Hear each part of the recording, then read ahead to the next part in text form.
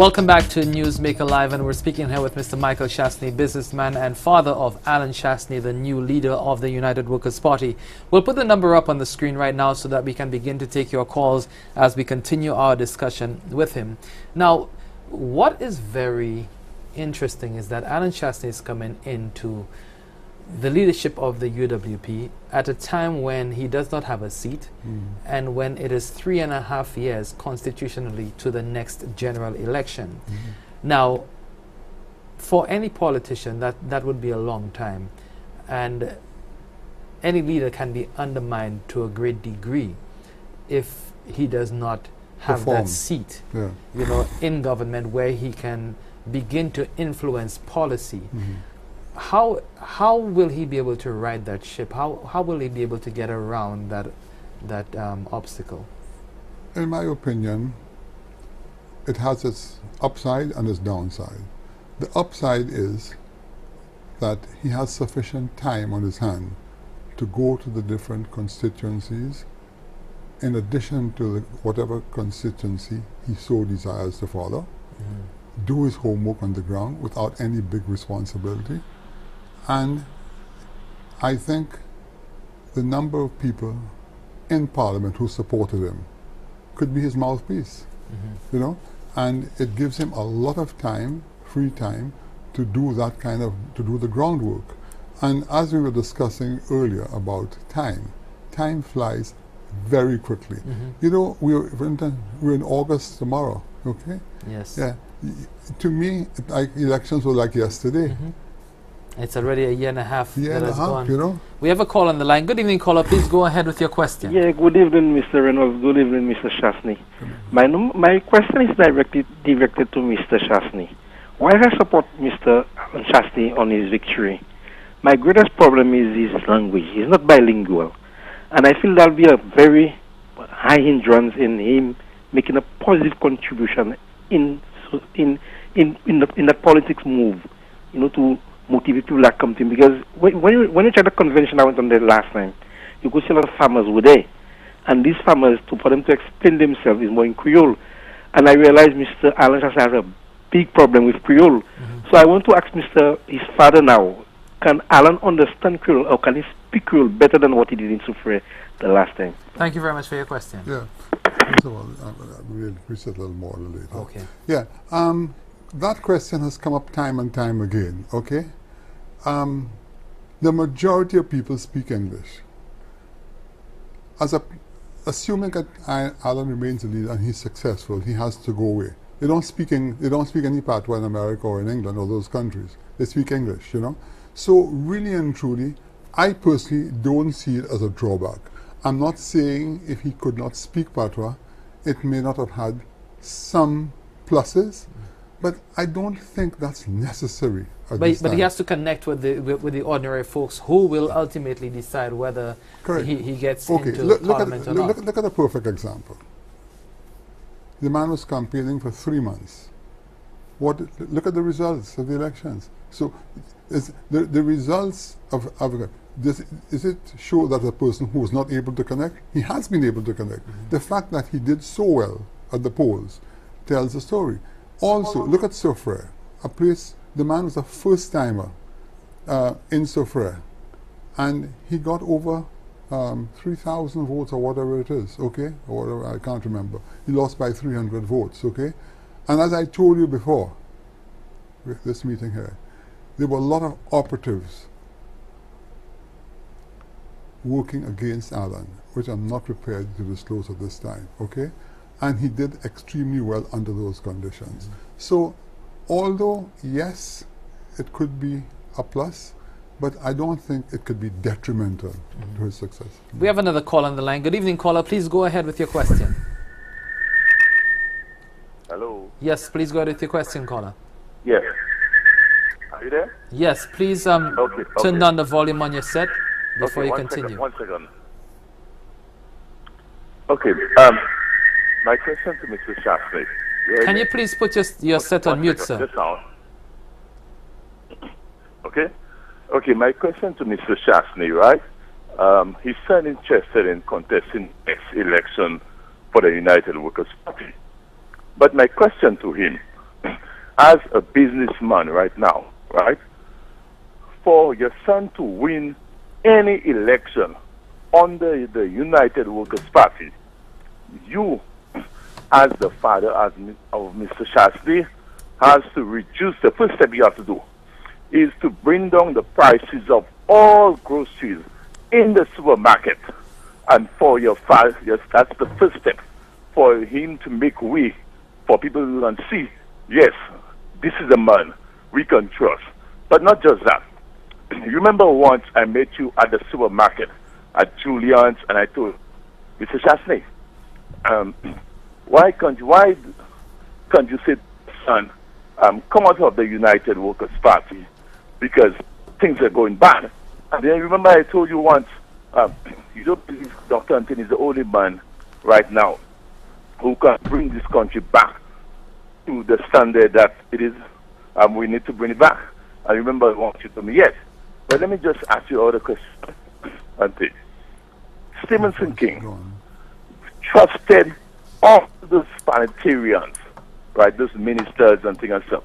When Stephenson King stood, when they would bring all the problems there, Stephenson King still trusted them. He held them.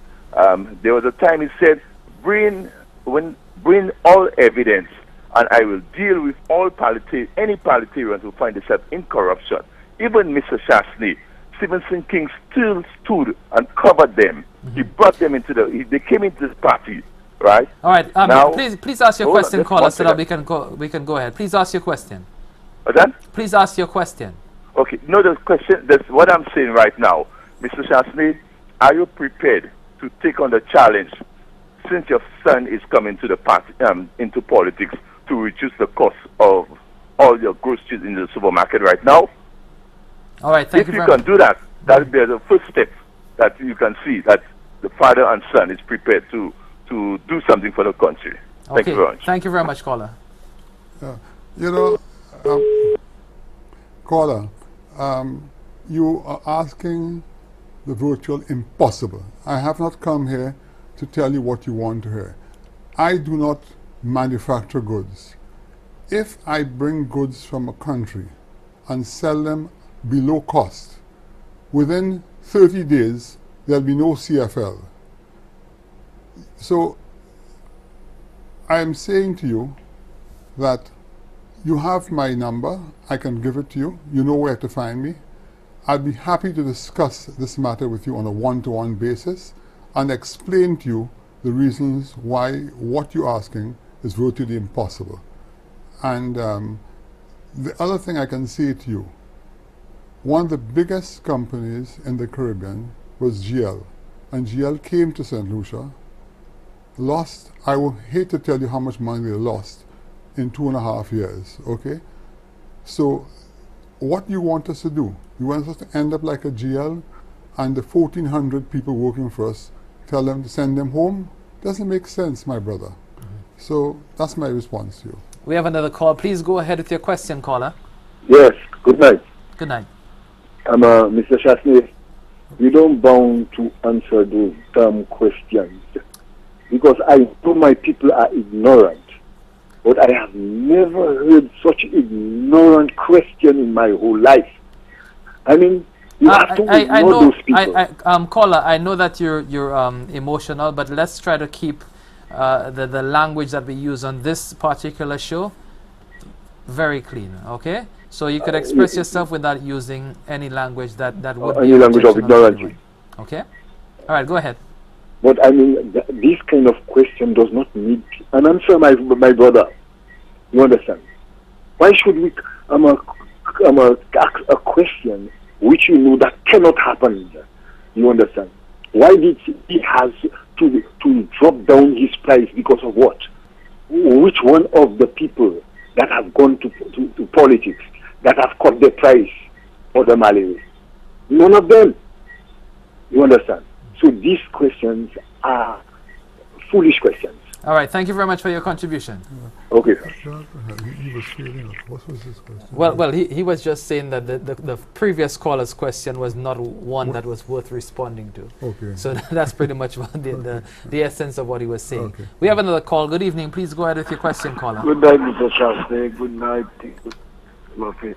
Everything okay, excuse me. Mr. Shastri, what I really wanted to ask you, I wanted to really quietly understand. Do you believe if there are any competition at the supermarket come to Pt3 solution, will you believe if your son had been a prime minister, you will accept that kind of point? Okay, thanks for that question. Yeah, okay. He was asking, and we were having a little difficulty hearing the callers, but he was asking if if your son, if he becomes prime minister, would he accept another supermarket coming in to compete with CFL? It is a democratic government, and we're living in a world of democracy. Whoever wants to come in, free to do so. Yeah. And remember, it's Alan. If he becomes leader, only if, that he has a cabinet of ministers. He doesn't make those decisions. It is made by a cabinet. Yeah. We have another call. Good evening. Please go ahead with your question.